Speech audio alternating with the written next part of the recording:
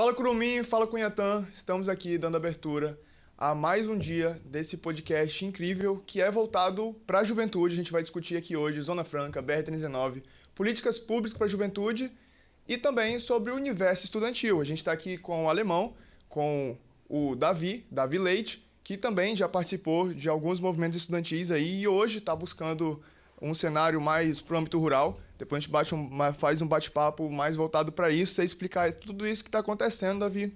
E a gente também está com o Gabriel. Gabriel, que hoje está na segunda série, né, Gabriel? Você está com 16 anos.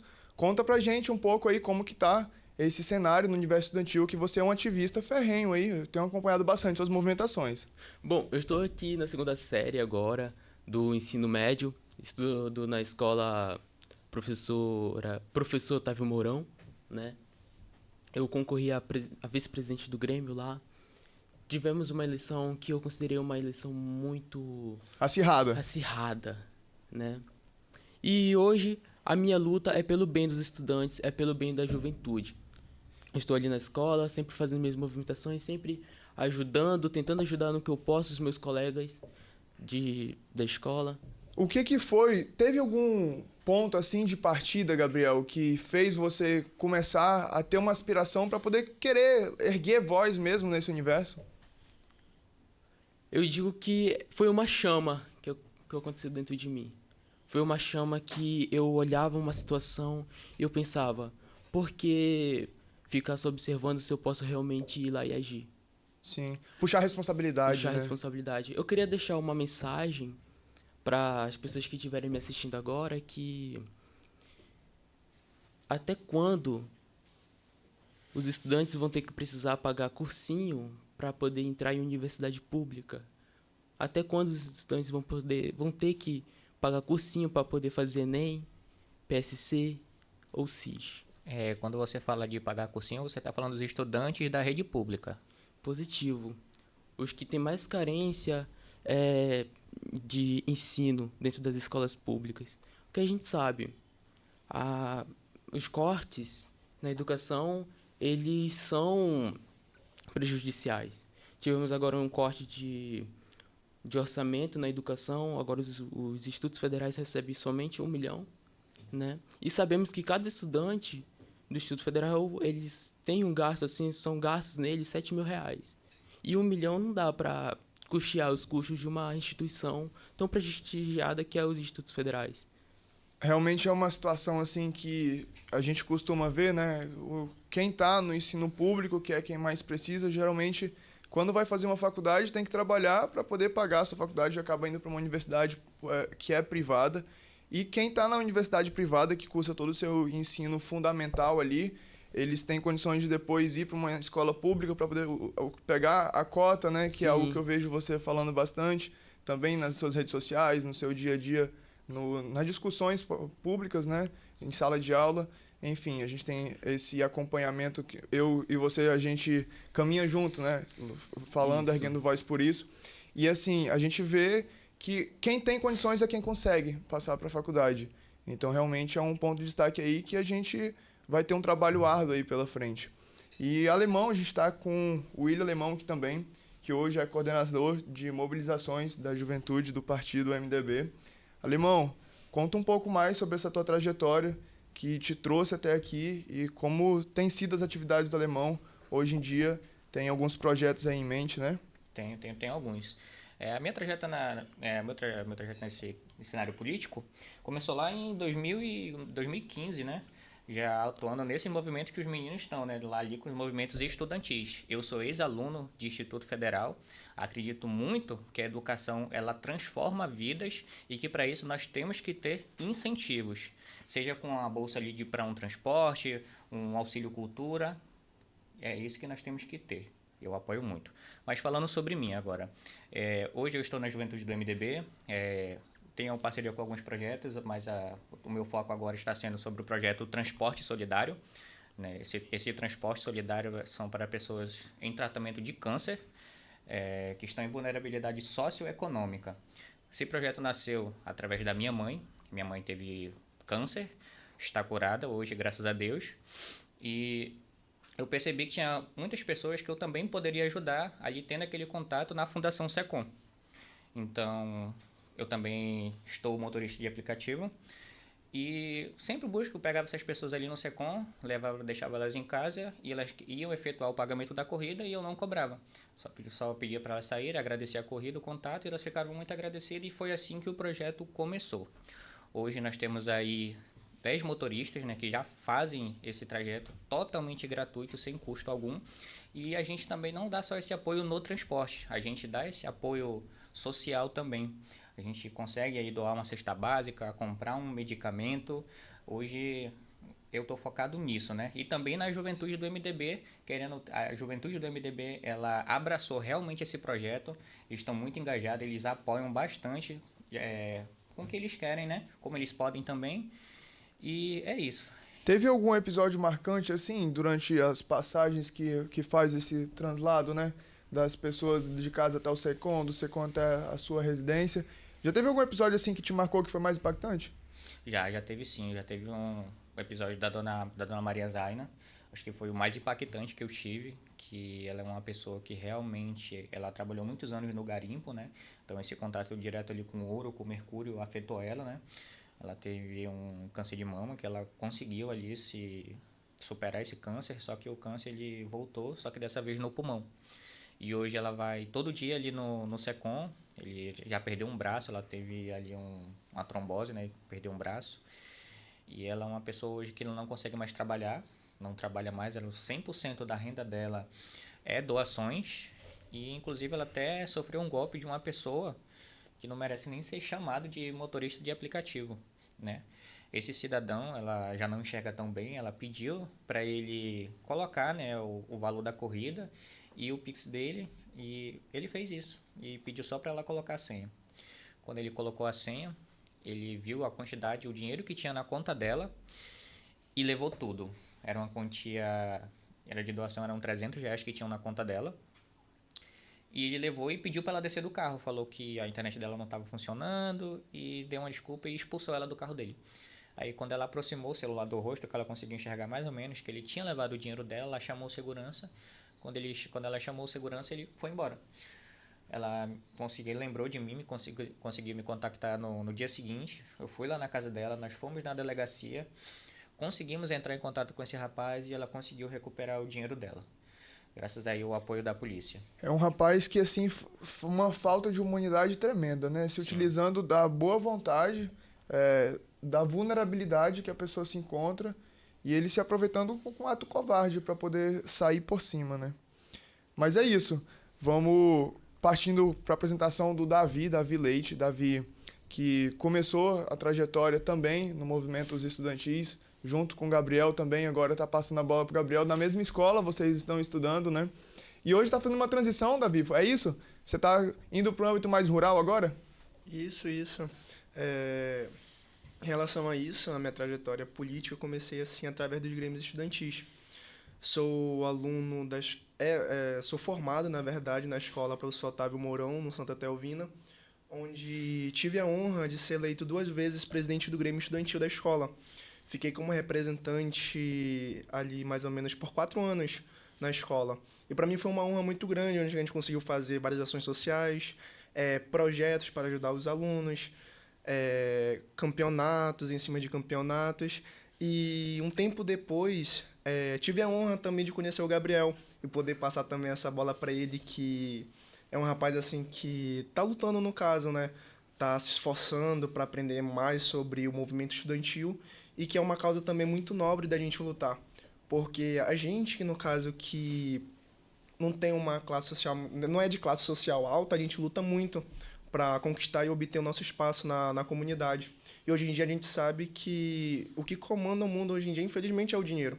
Então, quanto mais de grana você tiver, mais chance de você querer conquistar algo, fica melhor e mais propício para você. Facilita, né? Facilita o caminho. A estrada é o mesmo, mas assim, o poder aquisitivo das pessoas às vezes deixa algumas pessoas alguns passos à frente, né? Sim. E para mim é uma honra muito grande falar sobre o meio estudantil. É uma causa assim que me tocou bastante, porque a gente que é estudantil de escola pública sabe quais são as necessidades.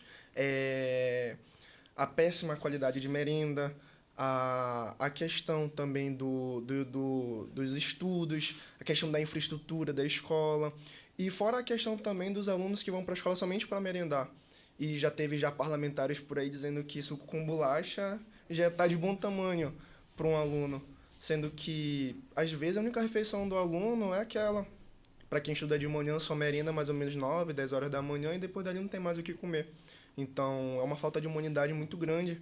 E mais isso que estão fazendo também, cortando, no caso, o orçamento para as escolas públicas.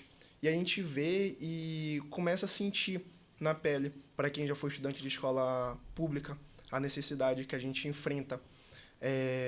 De ver, já conheci já amigos que, só para você ter noção, que não tinha o que comer em casa. Inclusive, tinha uma professora que ajudava ele, por exemplo, dava cesta básica, às vezes tirava do próprio dinheiro, perguntava se ele se alimentava bem e ajudava ele da maneira que podia. Inclusive, eu quero até mandar um beijo para ela, para a professora Laura, de lá da Escola da Otávio Mourão, que é uma professora assim, magnífica de língua portuguesa. É uma professora assim, que me acompanhou, na verdade. Te moldou a ser o que tu é hoje. Poxa, beijão, professora.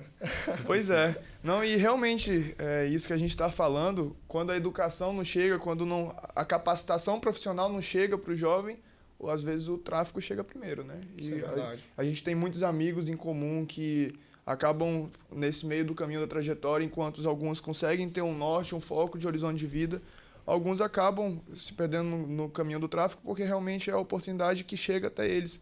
Então, quando falta uma profissionalização para poder a gente entrar no mercado de trabalho, para poder ter a sua estabilidade financeira, e as portas são fechadas, a porta que se abre é essa e muitos acabam se perdendo nesse caminho, né? Mas olha, essa semana teve um foco sobre BR-319, uma discussão no Senado Federal que tá dando o que falar, né? Ali os senadores do Amazonas, Eduardo Braga, o Omar, defendendo a questão do acesso, né, do direito de ir e vir ali na BR-319, e teve um debate ali ferrenho, fervoroso com a Marina Silva, que apesar de ser não do Amazonas, mas do norte, ela é do Acre, da região de onde você veio, né, Alemão? A minha família. Pois é. Então, a gente vê uma pessoa que é do norte, mas que foi para São Paulo e está lutando para poder não ter mais uma BR-319 dessa. O que você acha, Alemão, desse episódio? Eu acompanhei o vídeo lá, da discussão que eles tiveram, né, que aquele não foi um debate, foi uma discussão realmente. Eu creio o seguinte, ao meu ponto de vista, a BR-319 ela é essencial para o estado do Amazonas, né? Tanto você precisa dela para escoar produtos, para trazer, para importar e exportar mercadorias, e também ela serve também para passear. Nós temos a BR-174, aqui de Manaus, que ela liga Manaus até Presidente Figueiredo, Boa Vista, que as pessoas usam. Essa é uma rodovia, né? Que ela é usada. Chega até a Venezuela, né? Isso, vai embora. Ela é usada, a galera vai passear. Presidente Figueiredo é um dos maiores pontos turísticos que nós temos no Amazonas. Economia. Movimento é economia, a gente passeia, mas também a gente usa para escoar produtos, né? Mas eu quero saber do nosso amigo Davi. Davi, o que você acha aí da BR-319? A questão da BR-319, eu acho assim muito complicado. Não é atacando, nem falando mal, mas é complicado a gente ver uma pessoa falando de BR-319 ou falando a respeito da Amazônia, sendo que não tem um verdadeiro convívio, no caso. É a mesma coisa de eu morar em Manaus e querer falar da dificuldade do pessoal do Acre. Então, não funciona bem assim. Tem uma diferença muito grande. A gente que mora próximo à barreira, a gente vê a dificuldade. E a questão da BR-319 é a questão também financeira, que vai agregar bastante aqui em Manaus. Praticamente a gente mora isolado de outros estados.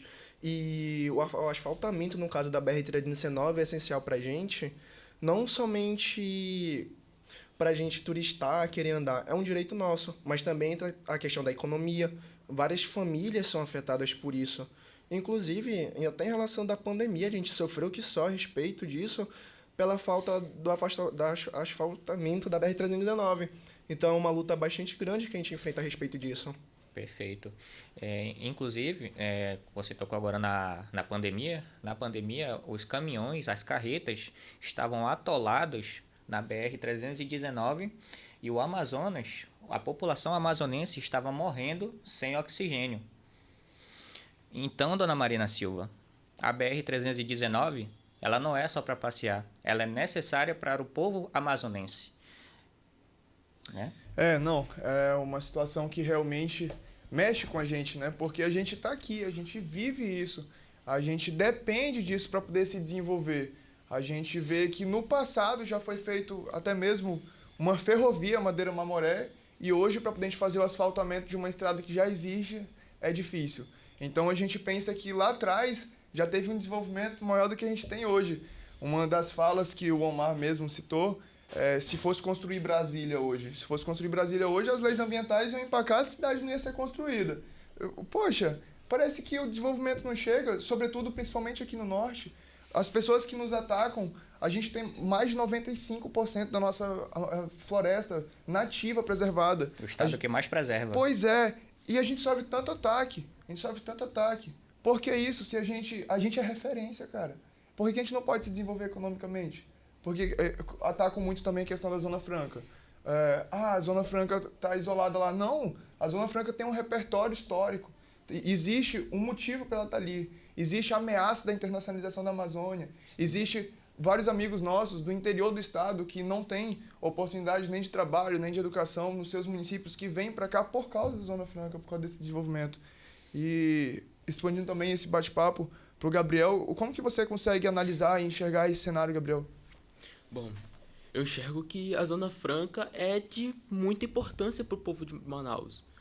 Ela emprega mais de 500 mil pessoas, empregos diretos e indiretos. Agora, deputados de outros locais do país querer vir falar que a Zona Franca de Manaus não serve para nada, que ela é um desperdício de logística pública, querer atacar também o povo amazonense e nos reduzir a apenas açaí com cuscuz e falar que todos nós somos preguiçosos, isso não é só um crime, mas também uma prática xenofóbica, mostrando o preconceito que o povo do Sudeste, não todos, não vou generalizar, mas o preconceito que alguns, né, tem com o povo nortista. E sim, nós merecemos ter desenvolvimento e nós merecemos ter a Zona Franca aqui em Manaus. Sim. Não, e falando agora uma opinião minha, pessoal, né? Me estranha muito esse posicionamento que as instituições levam apoio à senhora Marina Silva, que hoje ocupa a posição como ministra do Meio Ambiente do nosso país, porque é uma pessoa que nasceu aqui no norte, mas que foi para São Paulo, um grande centro metropolitano. E de lá ela permaneceu, ela foi eleita deputada por lá. Então, assim, ela perdeu as suas raízes, será? É um questionamento que eu faço. Porque ela é daqui, ela nasceu no Acre, nasceu aqui no Norte, ela enfrentou essas mesmas dificuldades. E quando ela teve a oportunidade de poder ter o desenvolvimento da sua vida pessoal, através das suas atividades que o seu estado oportunizou, de ela poder ir a São Paulo, ela cria um vínculo por lá e defende hoje algo que os grandes centros metropolitanos já têm. E aqui o Norte está esquecido. A gente precisa ter essa expansão, né? Trazendo um repertório histórico. Quando começou a ter as aberturas da Transamazônica, que teve municípios como o do Apuí, que foram criados, quando a gente teve a instalação da Zona Franca, a Amazônia ela passava por um processo de ameaça de internacionalização. O Brasil estava ameaçado de perder esse território. A gente ia perder a Amazônia. Ela ia se tornar internacional, vários países iam ter poder aqui. E hoje a gente tem através das ONGs, essas interferências internacionais, que causa também uma ameaça à nossa soberania, à nossa independência, né, sobre o nosso próprio território, e por isso trouxe um desenvolvimento para poder justamente gerar um aumento populacional nessa região, para poder a gente não perder, para poder a gente habitar e desenvolver essa região. E assim, quando as pessoas falam, por que levar incentivo à Zona Franca de Manaus? Por que levar o incentivo a essa região e não a outras? É simples. São Paulo, por exemplo, começou o desenvolvimento em 1500. Manaus começou em 1800. A gente tem 300 anos a menos de desenvolvimento. Como que você vai disputar igualmente uma economia se existem locais que têm 300 anos de desenvolvimento a mais no Brasil? Então é uma situação que realmente a gente, aqui como jovens e como pessoas que moram, né, nessa região norte do país, a gente vai sim erguer voz em defesa do nosso estado. E pode falar, Davi. Inclusive, é uma resistência nossa. As pessoas querem falar de Zona Franca em Manaus, mas não sabem realmente o impacto que a Zona Franca tem aqui. várias pessoas são empregadas, mais de 300 mil pessoas que têm emprego de forma direta ou de forma indireta através da Zona Franca. Se hoje em dia fosse retirada a Zona Franca daqui de Manaus, teria um colapso na economia. Então, eu vejo assim, as pessoas querendo falar de algo que eles não têm realmente o verdadeiro convívio. Até mesmo que já foi situado aqui, que tem gente que vem do interior, passa mais de 10 dias no barco para se refugiar aqui em Manaus. E a maioria das vezes, quando as pessoas vêm do interior para a capital, onde eles são empregados é na Zona Franca de Manaus. Então, se tirarem a Zona Franca de Manaus, Manaus talvez pode parar por um tempo. E como que a gente vai se erguer? Então, a gente tem direito sim de voz, a gente tem direito de falar e a gente tem direito também de expressar que a Zona Franca faz a diferença aqui em Manaus. Sim. Então, tem grupos e tem terceiros por aí que falam que a Zona Franca de Manaus não agrega em nada na nossa vida. Como que não agrega em nada, sendo que meu padrasto passou mais da metade da vida dele na Zona Franca? Meu pai trabalhou também a respeito do distrito. Então, é indignante a gente ouvir as pessoas falando a respeito disso e a gente ficar calado.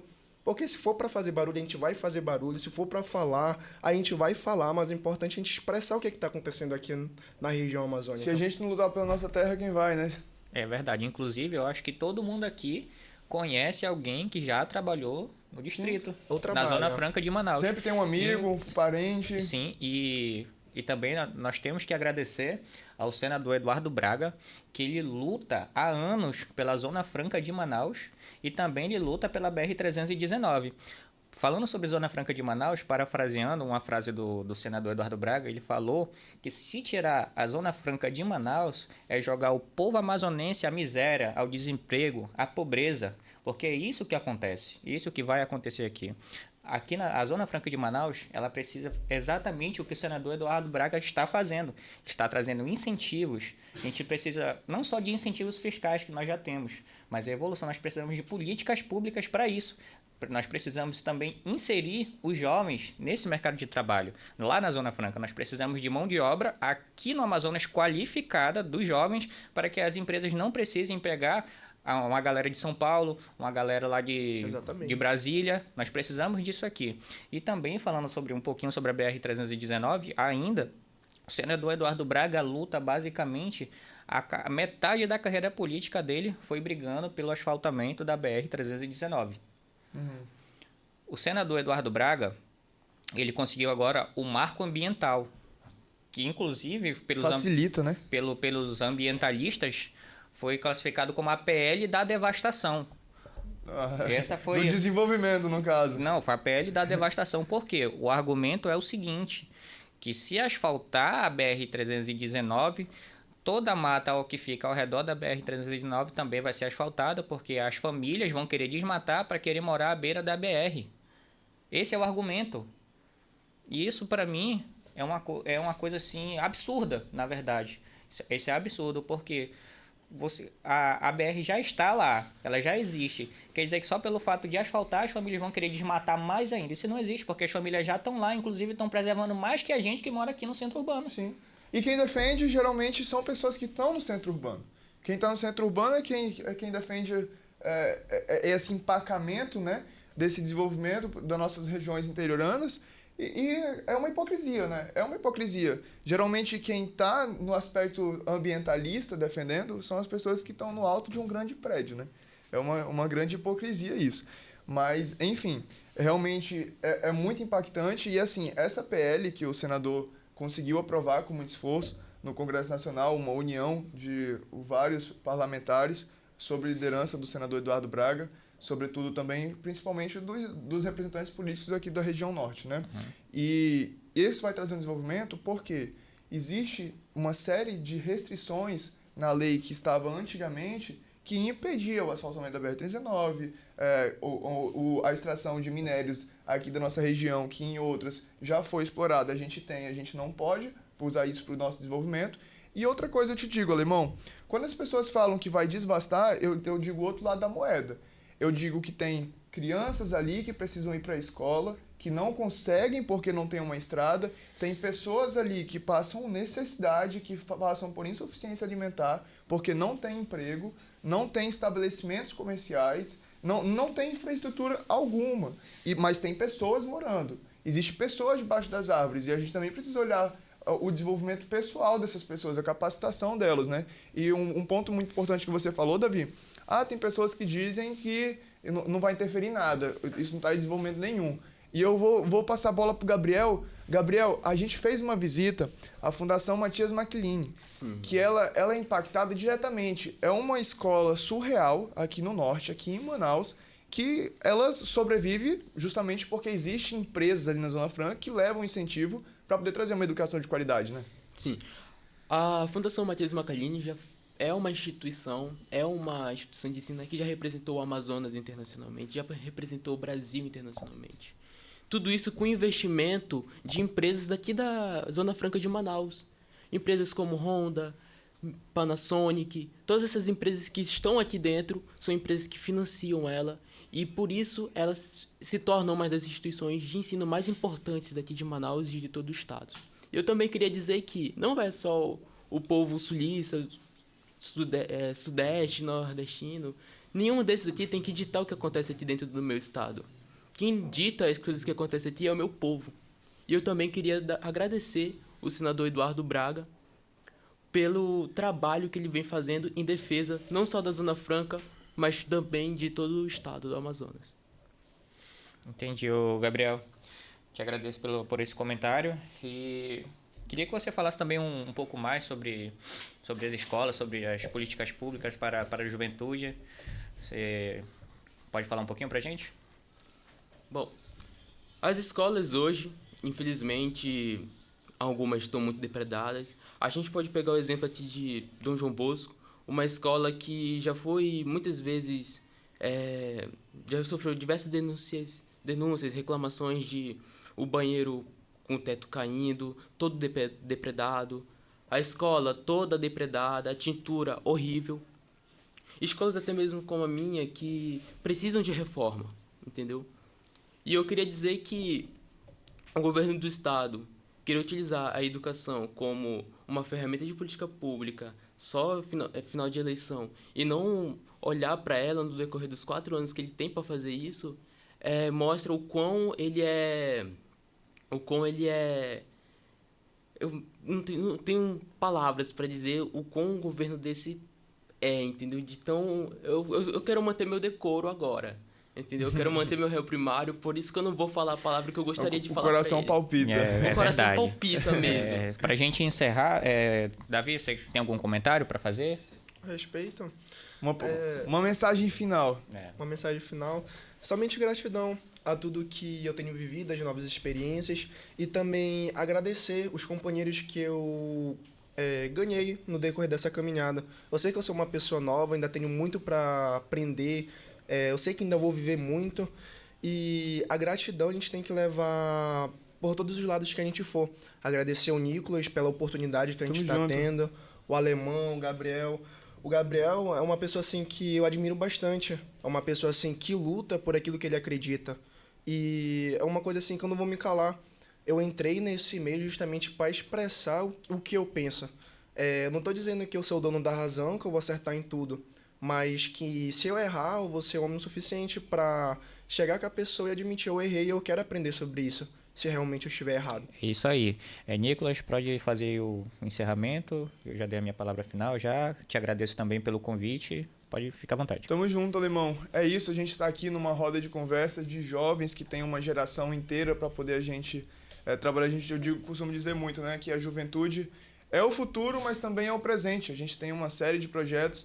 Você que está acompanhando a gente, eu faço esse convite para poder você acompanhar mais próximo, com um olhar mais assertivo, assim, o que acontece nas nossas universidades, nas nossas faculdades, na UEA, na UFAM, nas universidades privadas também, na Fundação Matias Macchilini que a gente trouxe, nos colégios militares. Existe uma série de projetos que visam justamente o desenvolvimento do nosso estado, do nosso município, de competições internacionais que o Amazonas representa, que estão acontecendo e que é a juventude trabalhando. Então a juventude é o futuro, mas também é o presente e vale cada gota do nosso suor. Com muito suor e dedicação a gente vai conseguir trazer um aspecto diferente para poder a gente dizer a Manaus, a Amazonas também é grande e ela vai ter a notoriedade que realmente ela merece, né, Gabriel? Forte de novo. Sim. Bom, eu queria deixar como mensagem final aqui para todos os estudantes, jovens que estão me assistindo agora, é que não desistam dos seus sonhos, não desistam de estudar. Eu sei que há uma evasão escolar muito grande dos estudantes, principalmente no ensino médio, que desistem muitas vezes de estudar para ter que ajudar sua família em casa, para ter que sobreviver. E a minha deixa que eu deixo para vocês não desistam. Façam de tudo, mas estudem, porque a única lei que funciona no Brasil é a leitura.